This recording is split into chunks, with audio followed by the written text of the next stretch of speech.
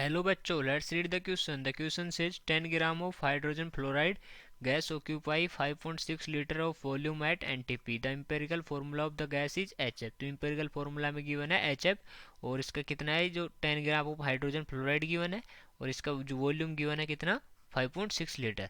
The molecular formula of the gas will be atomic mass of fluorine is equal to 19. तो हमें क्या बताना है molecular formula of the gas और options हैं S4F4 HF H2F2 H3 F3.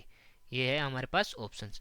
अब हम देखते हैं कि हम कैसे इसको फाइंड आउट करेंगे कि जो इसका एम्पिरिकल फार्मूला गिवन होने के बाद हम कैसे मोलिकुलर फार्मूला उसका निकालते हैं. तो सबसे पहले लिखते हैं इस क्वेश्चन के लिए की कॉन्सेप्ट और इस क्वेश्चन का जो की कॉन्सेप्ट हो जाएगा वो क्या हो जाएगा empirical formula of the gas. Empirical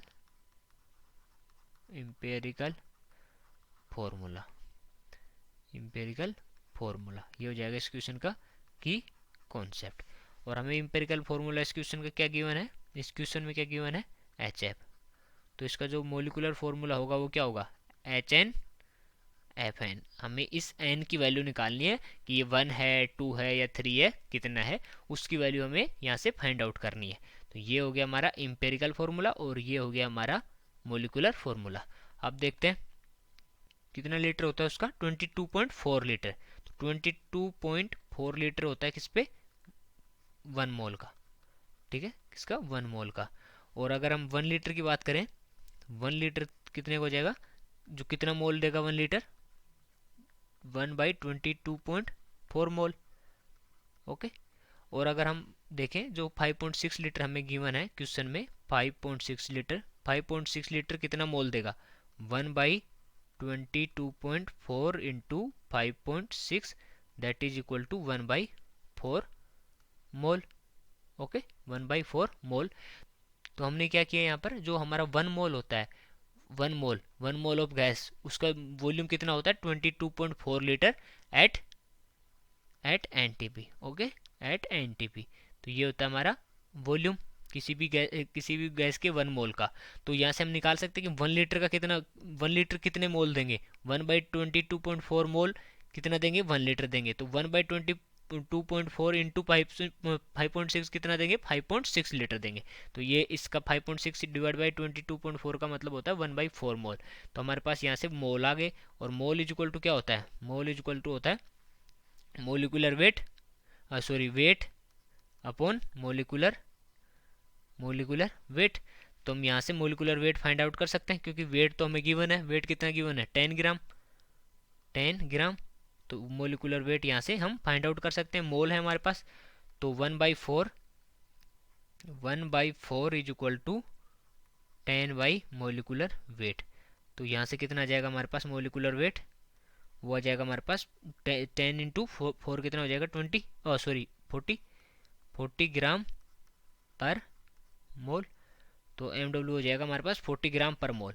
तो जो हमारा HNFN है इसका जो मोलिकुलर मास होगा वो कितना होगा मोलिकुलर मास इसका कितना हो जाएगा यहाँ से 40 ग्राम पर मोल. अब हमारे पास इसका मोलिकुलर मास फाइंड आउट कर लिया हमने. अगर HF का देखें HF का मोलिकुलर मास कितना होता है जो हमारा HF है HF का मोलिकुलर मास कितना होता है HF MW. ओके ये कितना होता है फ्लोरीन का कितना हो गया 19 प्लस 1 इज इक्वल टू 20 ग्राम पर मोल. तो हमारे इम्पेरिकल फार्मूला का 20 है और जो हमारा जो मोलिकुलर फार्मूला होगा उसका 40 है. तो इसका मतलब यहाँ से हम n फाइंड आउट कर सकते हैं जो n की वैल्यू है वो फाइंड आउट कर सकते हैं. तो n इज इक्वल टू क्या हो जाएगा मोलिकुलर मास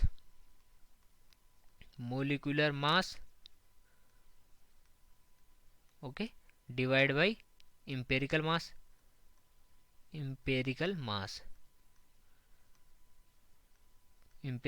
तो यहाँ से n की वैल्यू आ जाएगी हमारे पास क्योंकि मोलिकुलर मास डिवाइड बाई 20 जो हमारा इम्पेरिकल मास है वो करेंगे तो इसका मतलब कि इससे कितनी